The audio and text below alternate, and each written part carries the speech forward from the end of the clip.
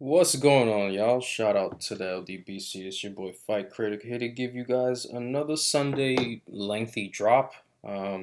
Today we are going to talk about the Frampton versus Herring fight that took place over the weekend. We're also going to talk about the Triller app, which has been making a lot of noise as of recent. And then last but not least, we're going to talk about Crawford versus Pacquiao. But before we jump into everything, I did just kind of want to make some brief comments about some of the most recent news that kind of relates around the Joshua Fury situation. Bob Arum did a little bit of an interview where he just kind of talked about uh, he expects there to be some resolution to Tyson Fury versus Deontay Wilder in their arbitrary case. He expects a decision to be made in May, um, which, in my opinion, I honestly I feel like you will get a decision in May. But me ultimately, I don't know the particulars around what will happen. I know what Aaron's saying. But we ultimately don't know what the arbitrators will be saying in the end. And I really have no idea what the potential outcome will be.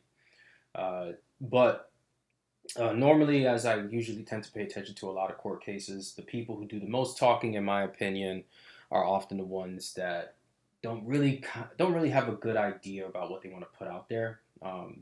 Like when you look at a lot of the lawsuits that Aram has taken part in, the ones that he's relatively not succeeded in are the ones in which he's been very, very vocal about. Now, when you look at, in the past with the previous lawsuit versus Al Heyman, the first time around where he was suing for damages and wanted to get the antitrust laws involved and, the Muhammad Ali Act, the court case, they threw it out. He did a bunch of interviews talking about this and that.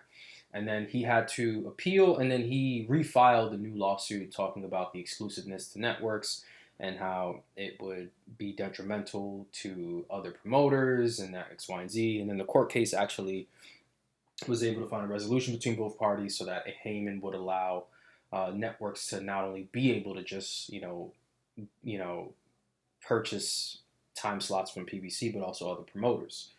But Aaron didn't do much talking the second time around when he did that refiling. So usually when I look at legal cases, the side that's not talking that much to me is usually the side that's just like pretty much confident.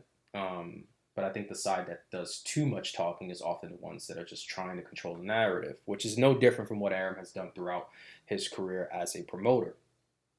Now, he did go out to schedule a fight in Dubai for Jamel Herring versus Carl Frampton.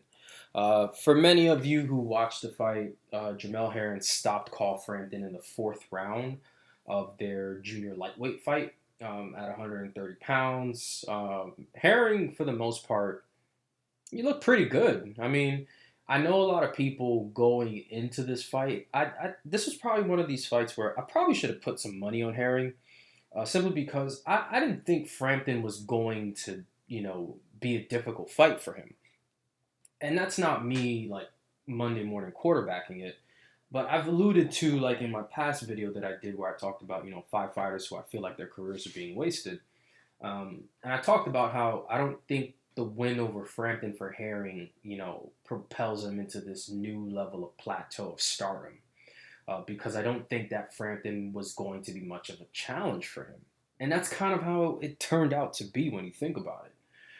So Herring controlled the most part of this fight outside of I think round four, and for the first three rounds he just it looked kind of like me watching Winky Wright versus Shane Mosley. The bigger, taller, stronger fighter, just keeping a guy on the end of his punches, not allowing him to build up any sort of consistency or work. And then you've got the smaller, faster guy who's trying to use his speed to try to get inside on a guy and try to make life difficult for him. And one of the great things that Herring did in this fight, which is something that he doesn't do a lot in his other fights, is he didn't give away his height to Frampton. He had a 5-inch height advantage, and he didn't give it away. And I think that was really smart for Herring to do, simply because we've watched fights in which Herring has actually gone and given away his height in, a really big fight.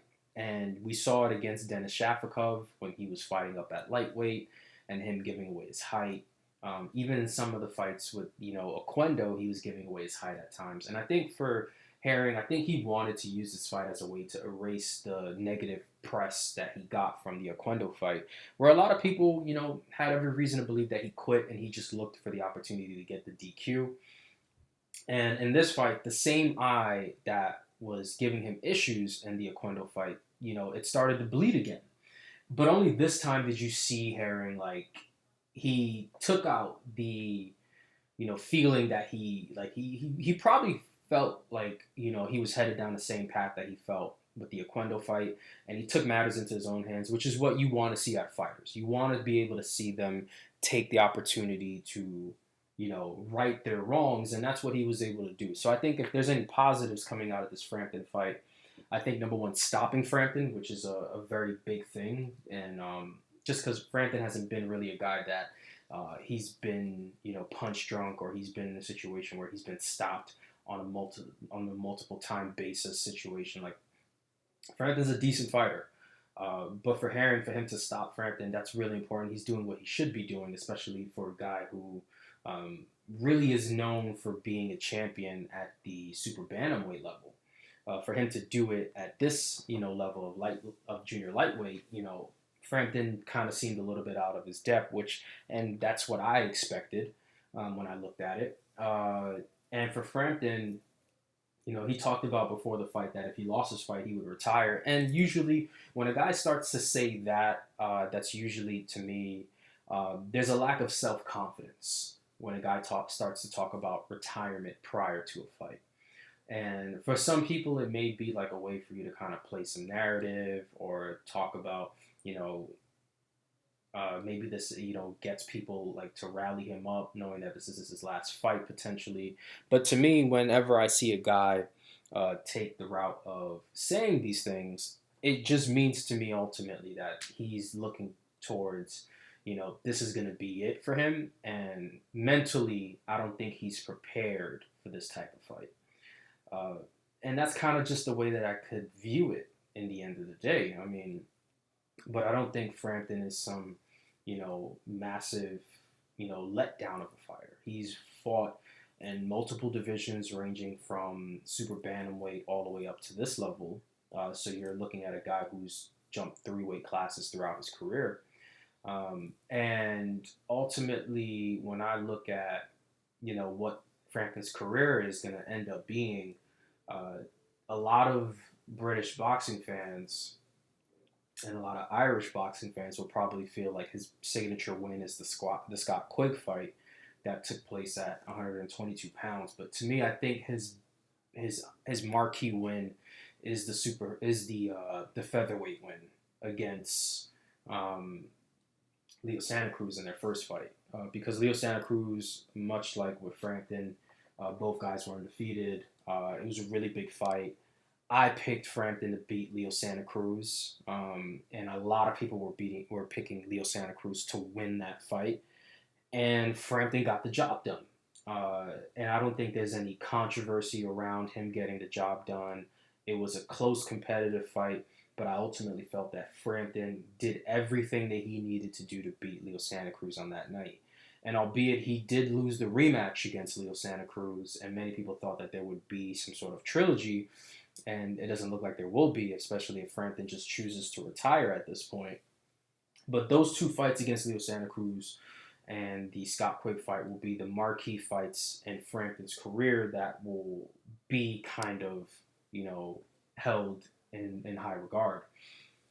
But to me, I think the other side of the coin, which kind of gives me a half glass full, half glass empty approach to things, and I much like to say this about a lot of the other guys that were around super bantamweight at the time, is Carl Frampton did not want to fight Guillermo Rigondeaux. And I think while he may feel like his career is over and that fight wouldn't hold any sort of substantial, you know, relevancy to his career. I do believe that it holds a lot of relevancy because there are not many guys around, back in 2016 that wanted anything to do with Guillermo Rigondeaux, you know.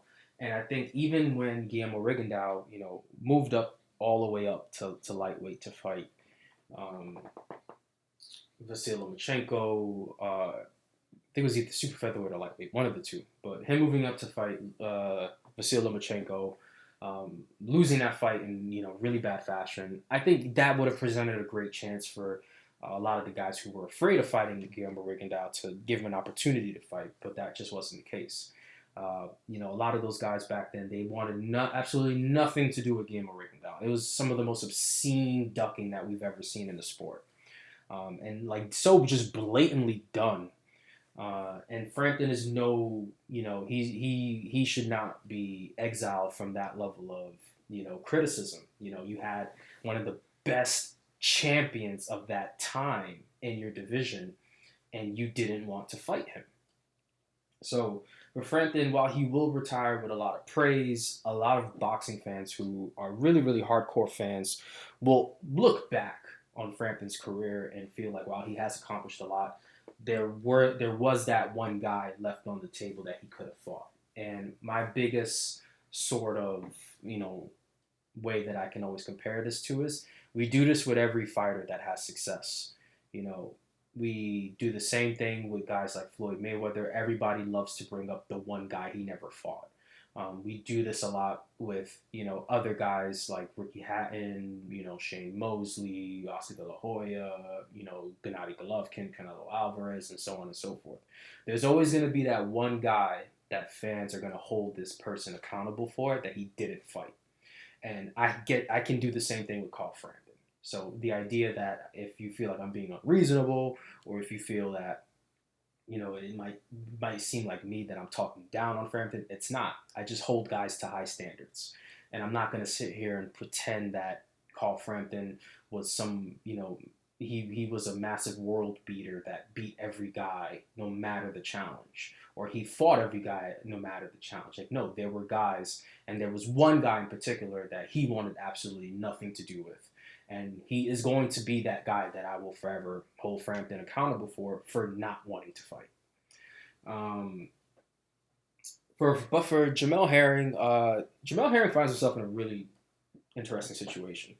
Now, Herring versus Frampton taking place in Dubai, for me, says a couple of things. The first thing that it tells me is, most importantly, is that I think this fight was a audition. Not an audition for the fighters, but I think this fight was an audition for Arum in terms of putting this fight in Saudi Arabia. And one of the big reasons why is because I know a lot of people have been speculating that they're working to finalize a site fee for Joshua versus Fury. And I think Arum putting a couple of these fights in Saudi Arabia is a way for him and the Saudis to try to figure out how can they put together a deal that satisfies all sides. And I think for Arum, I think he's willing to send a bunch of these fights over there for the sake of happening. And I'm going to talk a little bit later when I jump into Crawford versus Pacquiao. But I think Herring versus Frampton was an audition. That's why I ultimately feel about it. It's a way to see, like, is this going to, if we're going to do business with each other, then there needs to be a level of consistency that leads up to it. It's no different from guys who are working with managers or promoters. You want to kind of get a fight in, see how you feel, see how you guys negotiate and do business before you do something really big. And that's why I think this level of a fight was safe enough for Arum, because this isn't the type of fight that Arum was going to pump a lot of money into to put it in the States, even on limited capacity. He's going to focus solely on getting this fight in a situation in which he can do the most with financially.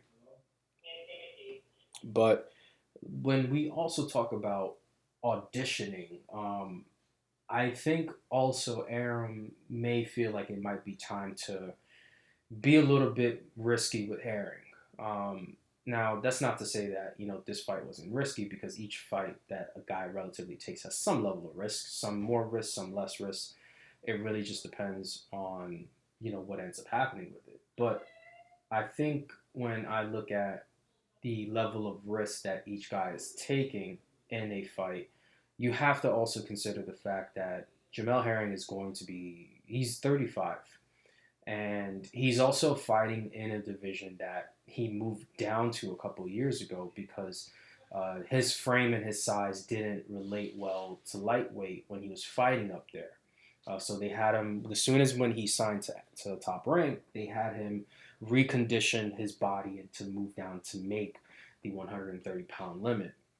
Now comes the difficult part, which is Arum has three guys in the division who are all really good. He has Shakur Stevenson, he has Jamel Herring, and he has Oscar Valdez. And for him, the expectation is, well, who do you want potentially to take over? Because you have Herring, who is essentially a guy who's in, the final years of his career, unless like he finds himself going through a Bernard Hopkins phase, and defeating Father Time over and over again. But I don't think Heron is going to is going to be this fighter in the long run. I think he also probably knows of this. He's maybe got a couple fights left before he hangs it up. So I think now's the time where I think you're going to see Arum kind of strike while the iron's hot. Now it's going to come down to if it's going to be versus Shakur Stevenson and Oscar Valdez. And this is where I think Arum is going to have to not necessarily be smart, but also do the right thing. So Oscar Valdez got a very big fight against Miguel Berchelt, which he knocked out in spectacular fashion, winning a world title. And it's his second world title of his career. But you have a very young, promising, like, future star in Shakur Stevenson, an Olympic silver medalist, undefeated, and probably one of the best talents that we've seen in a really long time. So where do you actually fit him into the frame of taking advantage of, increasing his level of stardom? And Jamel Herring is the right opponent for it. Why? Because a couple things. Number one, Arum, you're going to have to spend more money to put Herring in the ring versus Oscar Valdez versus Shakur Stevenson. Because there is relatively more tied to the value of Oscar Valdez, because he's been a guy who has been able to show that he can do, some numbers in comparison to Shakur Stevenson. The second part to it is you can also continue to build on the American boxing scene by putting Herring versus Stevenson in a fight. You have a passing of a guard. You have an established American champion towards the end of his career, and you have a young American champion looking to step into the frame and become, the marquee name for that weight class. So I think for Arum, it would be a smarter decision for him to put Herring in the ring with Shakur Stevenson as opposed to putting him in the ring with Oscar Valdez, because I think you can then put Stevenson and Valdez in a fight, and I would love that opportunity for it. But I feel like Arum is probably going to try to figure out a way to get Herring to fight Michael Conlan. And I think it's mostly just because Michael Conlan's name holds a ton of value. And I think had Frampton won this fight, I think that would have been the next fight. Conlan versus Frampton, the two Irishmen against each other. I think that would have probably been what Arum probably wanted to do, instead of putting him in the ring versus Valdez or Stevenson. I think in the long run, I think Arum knows how limited Michael Conlan is, and I think us as boxing fans, we could see the limitations in Michael Conlan's game. And he's a much older guy in comparison to Valdez and Stevenson in terms of where he started his career. So because of all that, I truthfully believe that Arum is probably going to steer Herring away from both those guys and put him in the ring with Michael Conlan in some capacity. But we can't really you know, fully be, fortune tellers on this thing. All we can do is make predictions. But for Jamel Herring, good fight. It's a good win. I think he solved a lot more he answers than he did in this fight in comparison to the Oquendo fight. And despite the fact I think that this win wasn't going to do that much for him, I still think it does do some level of value increase just because of all the variables that were thrown into, him having to overcome the cut eye and stopping Frampton. Those two big things I think makes this win, I should say, a little bit better than what it probably was going to look like me going into the fight. But moving and shifting gears, let's talk about Triller because I haven't really spent much time talking about Triller at all. And of course, Triller was the platform that hosted Roy Jones versus Mike Tyson and their exhibition fight. And despite the fact that these are two gentlemen that I was afraid that they were going to put themselves in the hospital, the Triller app, in my opinion, has been good. I can't really complain. They are putting their money where their mouth is. So this also includes them buying the title defense of Teofimo Lopez, which they managed to win by doubling what the next top purse bid was from Top Rank for the fight. And I think Teofimo Lopez and his side, something tells me that they knew something like this was going to happen because Teofimo Lopez has made it very clear that he's not fighting unless it's for the big bucks. And I don't know how that's going to relate in the long run because there's also another really good guy in the division, and his name is Devin Haney, that I think Teofimo Lopez should be more intrigued about fighting. But I don't think Teofimo Lopez has any interest in fighting Devin Haney for the time being. And that's really disappointing, especially because I really wanted to be this huge fan of Teofimo Lopez just because he's from Brooklyn, and I think he's the most talented fighter to come out of Brooklyn since Zab Judah. And I think he has the career trajectory to be better than Zab Judah by a long shot. But I think it's almost just like this, it's almost like this cycle of pettiness, guy works his way up to becoming, a challenger for a big guy in the division. The big guy in the division says he doesn't bring any monetary value to the guy. They end up fighting. The guy who's worked his way up beats the guy who's the established champion, and then that guy starts to treat the rest of the division the same way that he was treated. This is just a cycle that continues to happen. Floyd Mayweather did it once he got to beat Oscar De La Hoya. Errol Spence, to an extent, has done it, the minute that he got a really big fight and he won against Kell Brook. A lot of these guys, they take a lot of that, resentment and hatred with them throughout their careers of, I didn't get the opportunity to fight. I had to force myself to get this fight, and I didn't even get this fight where I wanted it to be money wise. So unless you are really willing to put that money on the table, then the rest of these guys just gonna have to wait till I figure out when I want to fight them. And that's the way that a lot of champions have fought over the decades in boxing. They are leveraging their name and the fact of what they've done for the sake of making money. And there's nothing wrong with that, but it's also just this vicious cycle that's going to continue. So if it does lead to Devin Haney, once he gets past Jorge Linares, which I think he should stop Jorge Linares. Once he gets past that, if he does fight a Teofimo Lopez and let's say Haney wins, I think Haney's going to do the same thing to a lot of the other guys that are going to be underneath him in the division. So to me, this just feels like, this continued cycle of treating guys the way you were treated coming up. But for the Triller app, I don't know what their financial situation is. I know that they're starting to evaluate their executive board and they really want to be a main player in the sport.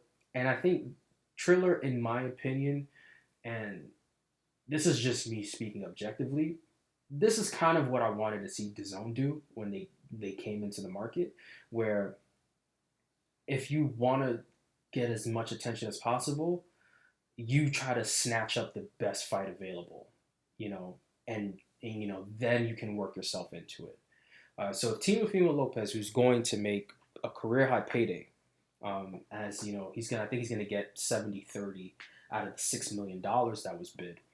So he's probably gonna make somewhere north of close to $5 million in this fight. He's probably gonna look to see if he can continue to work with them. That is gonna present a lot of issues with Top Rank because Top Rank, while they will be getting paid a lot more for letting this fight go to a purse bid as opposed to the $3 million, the $3 million that they bid for it, um, it's gonna cause a strain on their relationship with Teofimo Lopez. And I don't know if Teofimo Lopez has like this really long-term contract with Golden Boy. It could be a situation in which he had to sign an extension to get the Lomachenko fight, which is something that Arum has always done for his fighters, where if he gives you a big fight, he tries to lock in that extension, regardless if you want to lose, so that this way he holds on to you for a significant period of time. But I think for Teofimo Lopez, his father was saying how they don't want anything to do with Top Rank unless Top Rank is talking about fighting on pay-per-view and putting up big money for him. But for Triller, this almost feels like a drop in the bucket for them if they were able to outbid by this much. And $6 million for these two fighters. I mean, Teofimo Lopez's opponent is going to make more money than he's ever seen in his career just by being the mandatory. So how do I see this kind of going? Because now you have Oscar De La Hoya, who's set to potentially do an exhibition fight on the app, and I think you're going to see more and more people look at these, name-worthy guys fight on Triller. And I know for a while DAZN was doing the whole celebrity boxing thing, but nobody really like cares much about celebrity boxing. That's a hardcore fan. It's a good way for the casual fans. But for Triller, they're actually trying to get a lot of these well-known boxing fans, who know marquee guys and their names to actually, click into the app and and to subscribe to it and actually like watch it and stuff like that. If Triller can go around and look at every single purse bid and like outbid and win all these purse bids and schedule fights, I think it'll be definitely great for competition in the sport. I think it's going to force promoters to think twice about how they're able to actually negotiate fights. Like imagine if Usyk, ends up becoming a mandatory to the Joshua Fury winner, and he either, forces them to pay him a really high purse split, or he's like, fuck it, let's go to a purse bid. I don't think guys like Eddie Hearn, or if it becomes Frank Warren, whoever wins the fight, or Bob Arum, whoever wins the fight, is going to enjoy that purse bid process. Especially now that you don't know how deep are the pockets of Triller. You don't know who's really the person that is calling the shots, but all you know is that these guys have put up enough money to outbid you by a large margin on lower level fights. So if they can do it on lower level fights, there is absolutely the sky could be the limit in terms of what they would want to do in a massive fight. So I love the competition. I think it'll be great. It adds another way for these guys to figure out how to get the fights done, especially because the sanctioning bodies, they win with this. Once they call it mandatory and they're like, hey, you guys got 30 days to figure this out before we go to a purse bid, that the belt organizations, they win regardless. You're either gonna make a deal that lets them collect the amount of money that they want to collect, or you're gonna have to let it go to a purse bid and pray to God that your bid is high enough. And this is not like a standard sort of auction bid where like you get to know who's bidding so you can outbid them. No, you will simply just write a number down that you're committed to and put it in an envelope, and then the belt organization goes through each envelope and they pick out the highest price. And that's why you see this massive gap between what Hearn and Arum bid and what they bid for Teofimo Lopez's defense. So it's interesting, And I think for me, my biggest concern ultimately is how boxing fans kind of relate to this. So with boxing fans, as you know, we're very, very harsh, we're critical, and ultimately you have so many factions in boxing that a lot of guys are like not really fans of fighters, but they're fans of promoters. So how will Triller be met in terms of the public eye of the sport? Are they going to be welcomed in like a lot of boxing, networks that aren't specific to who? Or are they going to bash Triller if they find out that specific people are behind it and people that they just don't like because of the way that they're kind of aligned on their views in the sport. And there's a lot to make of it. I have no issues with Triller. I have no issues with no real promoter unless I don't like a promoter, mostly because of the way that they've kind of ruined the ability for their fighter to actually maximize their money. I think the only promoter that I can honestly say that I really don't like is Kathy Duva. But everybody else, I don't really care about, because ultimately the guys that are working with you, they are making the money that they want to make. But Kathy Duva is the one person that I've seen her on a handful of occasions ruin her fighter's ability to make money. Um, but with Triller, they're not pumping up a promoter the way that DAZN pumps up Hearn. They're not doing what ESPN is doing and pumping up Top Rank.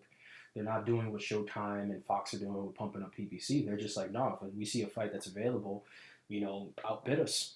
And I think that that brings a lot of really big variables when it comes to moving forward. So I think it's really interesting. I like what they're doing. And yeah, I plan on tuning in. I want to see how they continue up with their production. So last but not least, some news dropped this week about Pacquiao and Crawford being a done deal for Saudi Arabia. And my initial thought when I heard the news was, I need to see how Pacquiao's team confirms this, is my biggest news.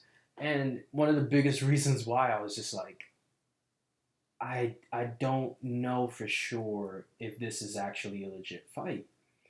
Pacquiao essentially got stripped of his WBA title.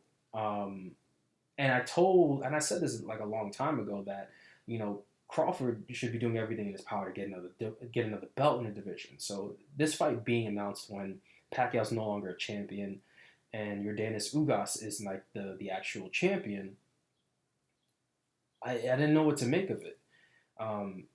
Team Pacquiao kind of came out a couple of days later and was just like, we have no idea what the hell that they're talking about. So somebody here is lying between Arum and Pacquiao's team. And the fact that this fight is put in Saudi Arabia tells me that this is also another one of these showcase fights. Like, I know it's hard to make Pacquiao versus Crawford a showcase fight, but it's also a bigger fight than Herring versus Frampton.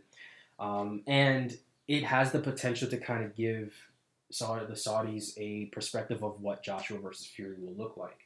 I think Joshua versus Fury, should it happen, is probably a bigger fight than Crawford versus Pacquiao, just because, first of all, Pacquiao no longer has a belt, which is important. And also, Manny Pacquiao's at the twilight of his career. He's fighting the big fights, like to make as much money as possible, and then, go back into another retirement and like kind of step away from the sport like completely. So him fighting Crawford, it makes a ton of sense, but also at the same time, I don't know if I trust it based on the source. And that's one of my biggest issues with this type of fight, is Pacquiao's team is saying, we don't know what they're talking about. Aram's team saying, oh yeah, no, this fight's good to go. And it's just like, it's so polar opposite from Joshua versus Fury, where Hearn is like, oh, this fight's good to go. And it's Aram's side that's kind of just like, hey, can you pump the brakes a little bit? So with Crawford versus Pacquiao, I would love to see it because I think it's a very good fight. I think Crawford definitely can beat Pacquiao. But I think for me, the biggest thing that I'm just trying to realize is, and trying to, just like zone in on, is if the fight is going to happen, then the news of your opponent saying, dog, I don't know what he's talking about, isn't where you want to start off. And that's one of my biggest problems with what's been going on with Joshua Fury. Is like, every time some positive news comes out, somebody on Fury's side is like, I don't know what they're talking about. And you're seeing the same thing here. You're seeing, them announce this fight, and Pacquiao's team is saying, I don't know who they fighting, but good luck. But, and for many of us, we're looking at the aspect to it as, yeah, we want Crawford versus Pacquiao. I think that's a great fight. I think that's a fight that, this would be the best fight that Terence Crawford has fought in his career. Like, that's how important this fight is. More than his undisputed fight against Julius Ndongo, more than his first ever unification against Victor Postal. More important than him moving up to welterweight and fighting Khan and Brook. Like Pacquiao, a Pacquiao win exceeds all of that. It was the same way, with Keith Thurman. Pacquiao versus Thurman, that was the biggest fight of Keith Thurman's career. And that's just the level of, recognition and success that Pacquiao brings into the ring with you, is that if you're able to beat a fighter like Pacquiao, it does relatively well to propel yourself. Even a guy who wasn't good at all, in my opinion, and Jeff Horn, his controversial win over Pacquiao propelled him into a level of stardom that got him a lot of praise and revenue and money added into it. But Crawford picking up that win against Horn, it didn't really translate over. So you obviously do have to go after the guy that he beat, especially because Pacquiao went on to actually, continue to be good in the division. He ended up, beating Broner, beating Thurman. And those are two guys and two names that were much better than a lot of the more recent wins that he had on his resume. So, yeah, you take the opportunity to take that fight. But for Pacquiao and his team, they haven't really shown much urgency that they want to fight Terence Crawford. This has always been a thing with Pacquiao. And he's just like, hey, if you want me to fight Terence Crawford, then you're going to have to pay me an obscene amount of money to do it. And that's always been his thing. And I remember when he first said that he wanted $20 million to fight Terence Crawford. And I was just like, this is stupid. Pacquiao's not going to get $20 million to fight Terence Crawford. I don't even think he can get $10 million to fight Terence Crawford.